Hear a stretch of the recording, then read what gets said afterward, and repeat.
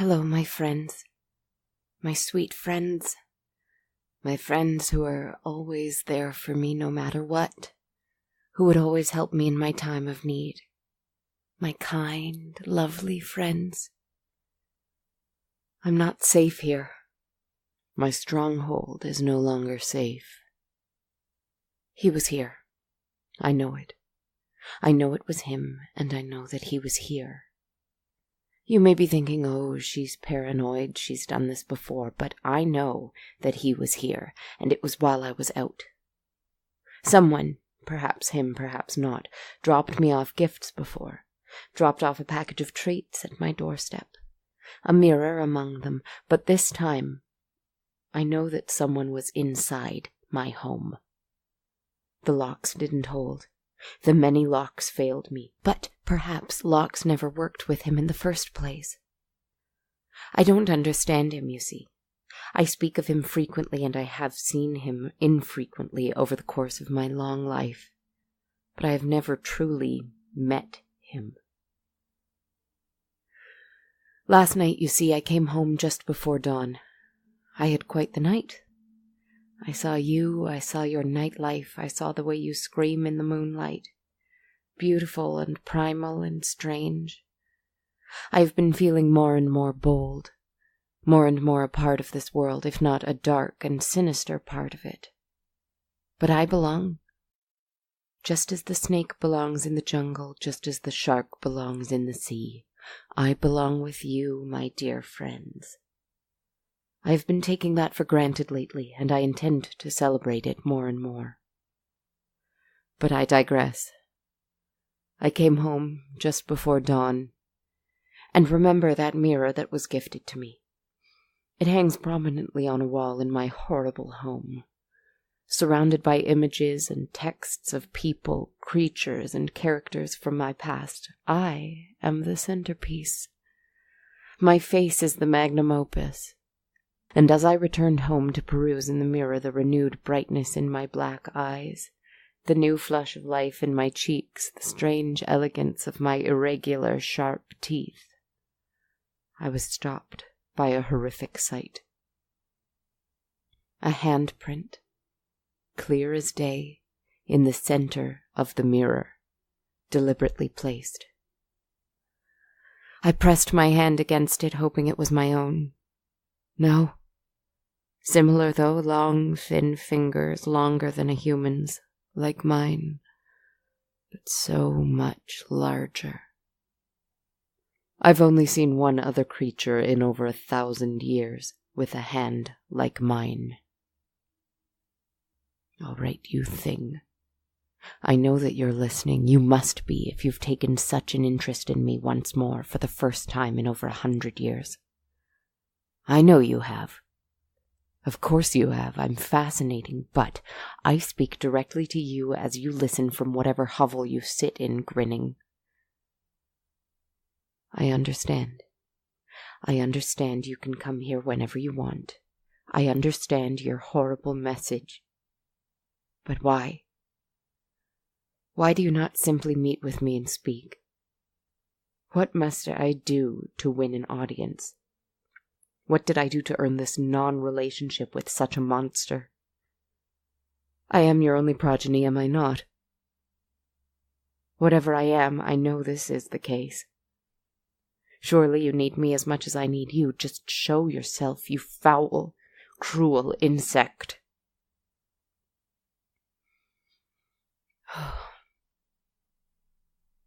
I'm sorry. I didn't mean that. But you have to understand, if ever you were human once as I was, you have to understand this maddening solitude, this horrible loneliness. What am I saying? You were never human. You were always a thing. No, not a thing. I'm sorry, I didn't mean that. I don't have the word. I don't dare utter an incorrect word either. All the words that language has in stock are overly simplistic and far too narrow. They mean far too little to apply to you. And so now, my friends, my lovely and kind friends, I sit at home and I stare at the door and I wait. I occasionally glance in the mirror at the handprint. I am happy with the reflection in it, with my ghastly gaunt face and my ghoulish black eyes and my matted dark hair and my lovely nasty teeth. I am happy with what sits in my basement home. I simply wish someone was here to see it and offer me an explanation for everything. You must come back. You must come back to me, my horrific sweetheart. I wait until I can go out again tomorrow night and forget about you for a while. A story while we wait. A locked door. A story of a locked door. Years and years and years ago, an abbess worked in a peaceful convent that was secluded and isolated, high in the mountains, far from any town or village or city, perhaps even country. Perhaps once a year or so they would receive a visit from the bishop or from a new nun and her family. But this was very rare, and it was planned long in advance and heralded by several letters back and forth. The abbess was an older woman and had seen many things in her life. She was a true believer and a faithful servant of God, and she was very clever. A learned woman. She had read every book in their vast library, written several of them herself, and she approached most things with a scholarly, critical mind. The sisters trusted her wisdom and looked to her for guidance, and she provided it and was happy to. It was a very silent, still, and serene place. Voices remained just a little above a whisper when speaking, just under one's breath when praying, and no louder than a sigh when singing. Until she came.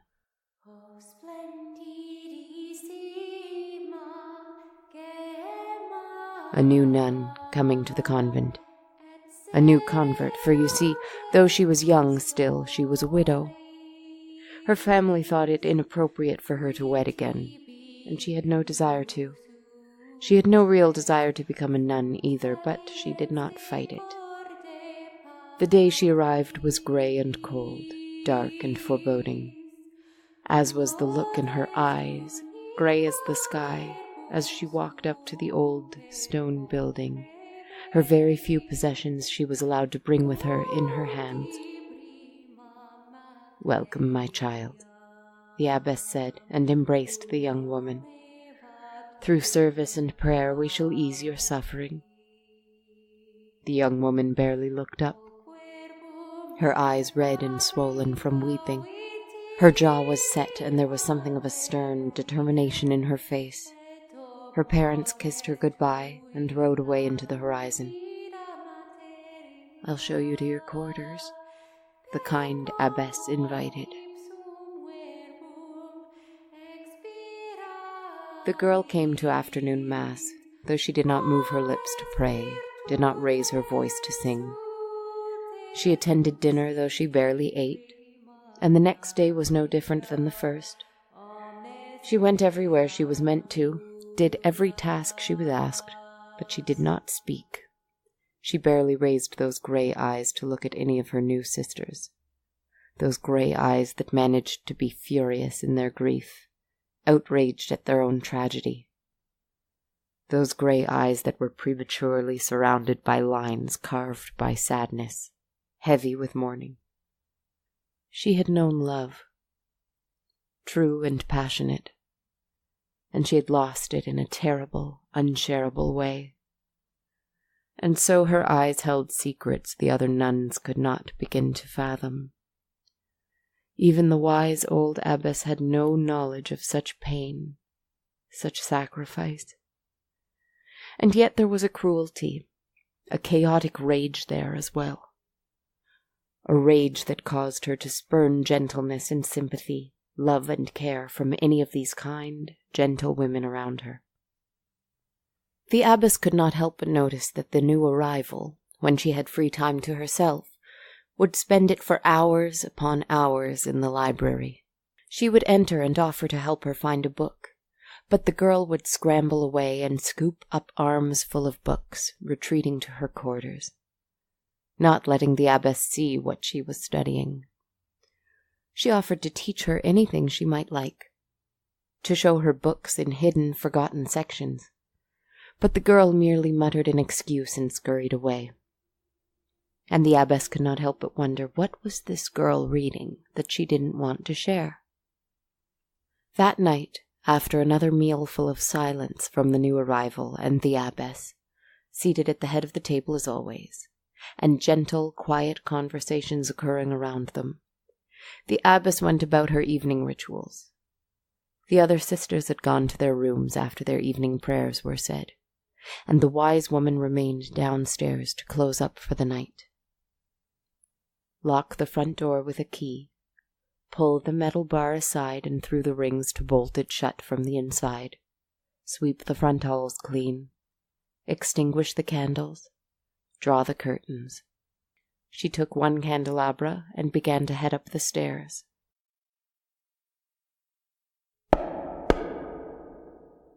Was that the door? She stood perfectly still, waiting for another knock. It did not come. "Did you lock the door?" she thought to herself. She slowly descended the stairs and headed to the door, bringing the candelabra close. Locked with a key, the metal deadbolt pulled through. It was locked. "Hello?" she said loudly enough to be heard on the other side of the door. No answer. Must have been the wind. Must have been my imagination. She went up to her bedroom and she slept, albeit a little uneasily. The next morning she descended to breakfast. "Abbess, did you lose your key last night?" a sister asked her. "No," she replied. "I locked the door. I have the key with me now, as I do every night." "Oh," the sister said sheepishly. "I must have been mistaken." The wise woman puzzled this over breakfast. She finished quickly and went to the door and found that, indeed, though the deadbolt was still pushed through and secured, the doorknob moved freely and was not locked. "Strange," she thought. "I shall be more careful tonight." Another day passed, and the strange new girl spent hours again in the library. Another armful of books was taken from it to her quarters. Fair enough, let the girl read on her own then, the abbess thought. Dinner.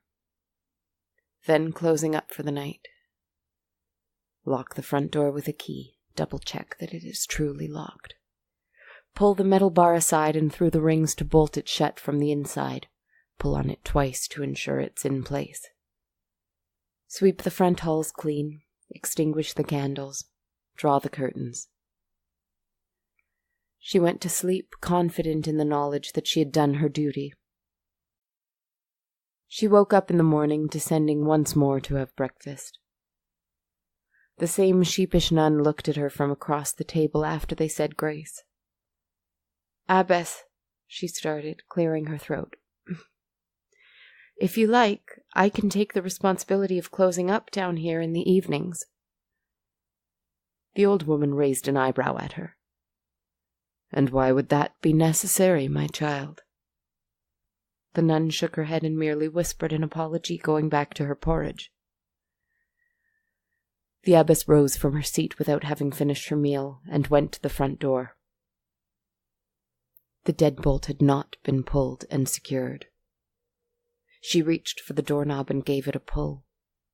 It was not locked. Had it been unlocked all night? She stormed into the dining hall and, in a voice louder than one she had used in a long, long time, she said to every woman there, "I understand that being here is at times challenging, especially for those of us who are new and perhaps not comfortable here yet," she said, turning her glance to the young, gray-eyed widow who did not flinch. "But mark this. I will not tolerate anyone leaving this building after the sun is set. I am responsible for each and every one of you and your safety. And if you take issue with this for any reason—" She suddenly realized how loudly she had been speaking and took a moment to compose herself. She stood a little straighter, trembled a little less. "You may speak to me at any time. I am always here."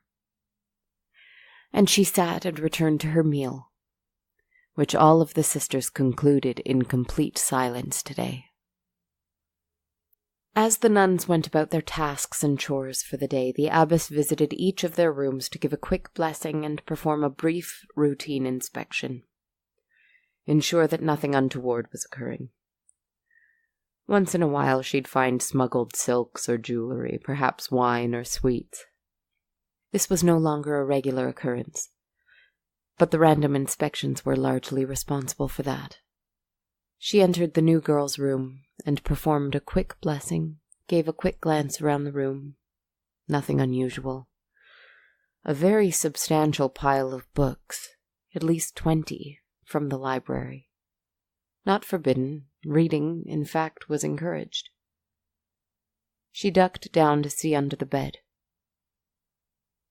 Strange. 2 burnt candles, almost completely used. Not regular bedside candles. These ones were red. From the chapel downstairs, she recognized them. And a small box. She couldn't help herself. She opened it. Staring back at her from the inside of the box was a portrait of a man. Handsome, dark and soulful. He had a long, proud face and a long mane of dark hair pulled neatly back. On the back of the portrait the words were written, "Let no force in heaven, hell, earth, or anywhere in between part us." A signature. Her husband. Poor thing. And something else was in the box. It was a lock of black hair tied with a red ribbon. The abbess dropped the box in surprise. Foolish, she thought. It is a token, nothing more. She quickly closed the box and put it back where she found it. Dinner passed uneventfully. The abbess, perhaps somewhat apologetically, went to the sheepish and helpful nun from breakfast, and gently requested that she help her close for the night. Perhaps they might get to the bottom of who has been sneaking out nightly. Together they went through each task out loud and with the other looking on. Lock the front door with a key, pull the metal bar aside and threw the rings to bolted shut from the inside. The younger nun pulled and shook the door to ensure it couldn't open. Sweep the front halls clean, extinguish the candles, draw the curtains. It was later than usual, but they went to bed, confident in the security of the place. The abbess even left her door open as she slept, so that she might hear if anyone crept outside when they weren't meant to. She was a light sleeper, even lighter these days. But she slept through the night, and in the morning she rushed down to the front door, expecting it to be soundly locked. But she froze in place as she saw it. The door, wide open, leaves leaving a track inside, as they had been blowing in all night long, a bird that had been let in. The door was open, for who knows how long. She slammed it shut, bolted it, locked it. The nuns stood in a fearful crowd in the front hall, not daring to enter the dining hall. Who left? Who left last night? No one answered, and she knew in her heart that no one had. She had no breakfast that day. She prayed in the chapel for an answer. She spoke with several of her sisters, hoping to find some detail she was missing, anything. Finally it occurred to her. The library. She ran inside, heading straight to the section she dreaded most. Demons, spirits, ghosts, curses. It was the only possibility she hadn't thought of yet because her scientific, critical mind would not let her. But she was beginning to suspect that the answer was not scientific and critical. She went to that dark, dusty section of the library that was so rarely visited. And do you know what she found? Nothing. All of the books she meant to take out and pore over. All of the ones with dark secrets, tales of trickster spirits, details of mischievous demons and how to protect oneself from them. All of these. They were gone. No, they weren't. She knew exactly where they were. She found the new gray-eyed nun in the garden. "What have you been doing?" she demanded. "Why have you been reading about occult practices and spells? What use could you have of the knowledge of such dark, ancient things?" The girl muttered that she had no idea what the abbess was talking about. The abbess was almost frantic as she grabbed the girl by the shoulders. "I will not let you invite evil into my convent. I know you hate it here. I know you have no respect for what we do, but I will not let you selfishly inflict your misery on all of us." And the girl looked up at her with red, wet eyes, and had no answer. Only tears.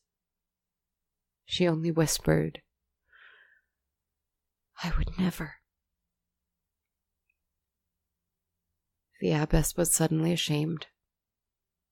"Forgive me, my child," she whispered, and she ran back inside. Dinner, her nighttime ritual. She locked and deadbolted the door. She didn't bother sweeping, extinguishing the lights, or drawing the curtains. Instead, she took up a post in the chair facing the front door, where she would remain all night. No matter how the sisters pleaded with her to get some rest, let a younger nun stand watch, she refused. She was strong. She would keep watch. Hours and hours passed, silence throughout the place. Until, deep, deep in the middle of the night, or was it the very early black hours of the morning, she heard something outside.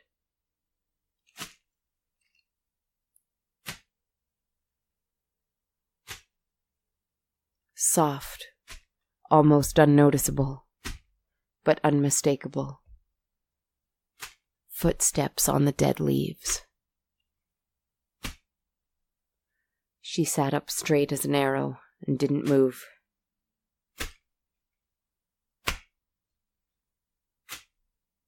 Barely breathed.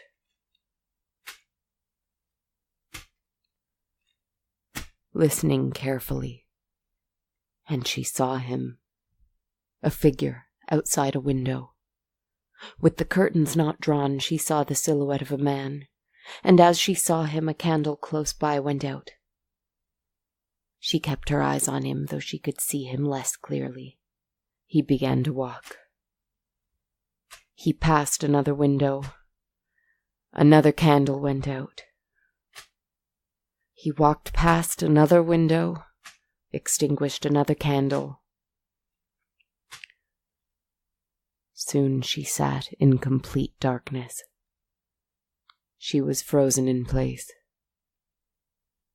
She heard the doorknob beginning to turn. The lock snapped out of place. She watched in horror as the metal deadbolt began to slide out of the rings that locked it in place, as if of their own will. Get up, she tried to tell herself. Get up and lock the door. But fear wouldn't let her.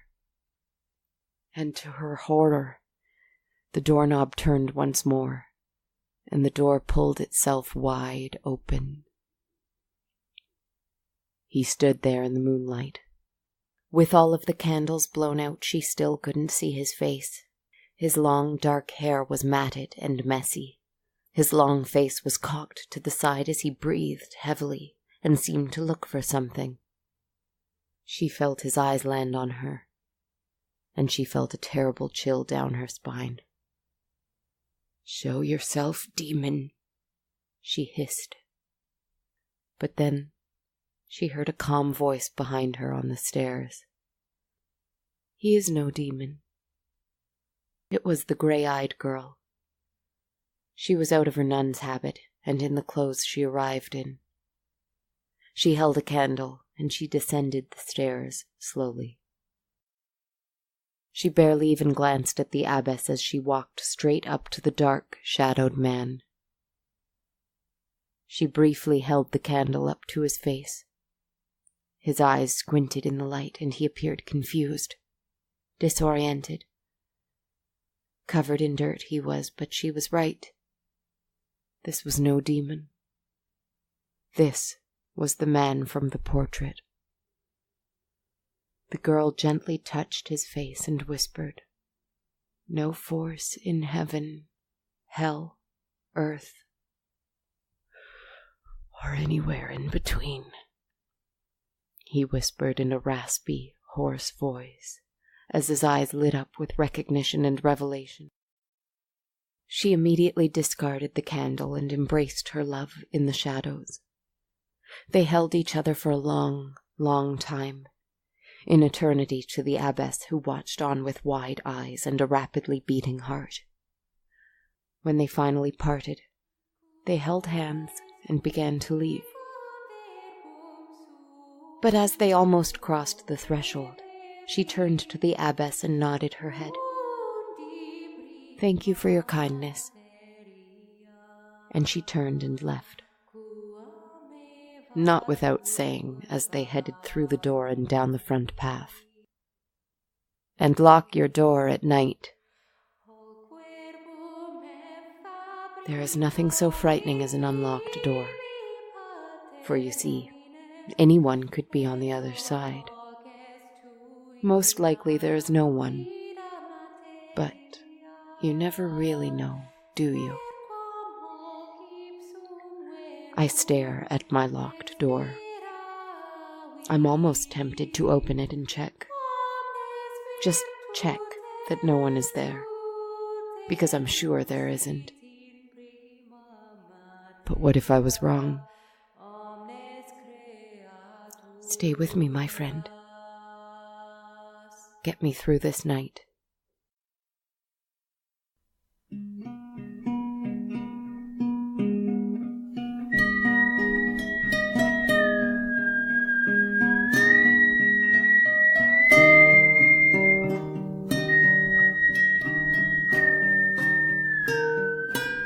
Hey guys, woo.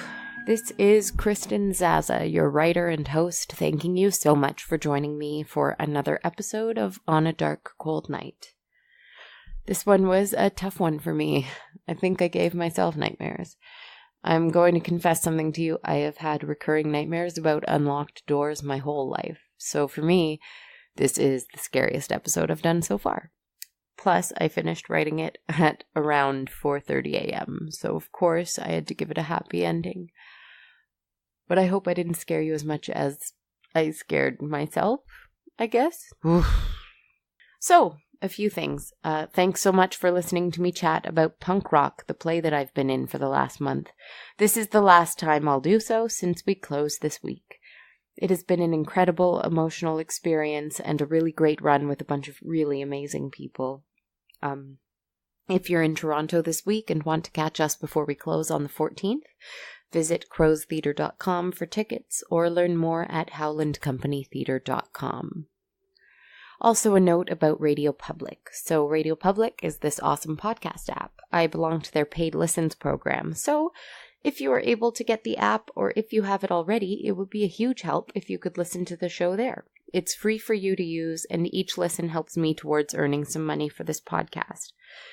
It's a really great thing that benefits everyone, so I'd love it if that was a possibility. And hey, if you want to help out financially in a more direct way, I've got a Patreon page. Right now there's not much to it, but if you're interested in donating monthly and have some ideas of what you would like to see on your patron feed, hey, just let me know. You can email me at darkcoldnightpodcast@gmail.com. My Patreon page, if you'd like to learn more or contribute a monthly amount, no matter how big or how small, is www.patreon.com/darkcoldnight. Most importantly, last but not least, word of mouth. If you like the show, please follow us on Twitter at A Dark Cold Night. Like and follow us on Facebook. Follow on Instagram at Dark Cold Night Podcast. Tell a friend. Ask me any questions. Say hello. Drop us a rating and or a review on iTunes, Stitcher, podknife.com, Facebook, or wherever you can rate and review podcasts. It would really mean the world to me.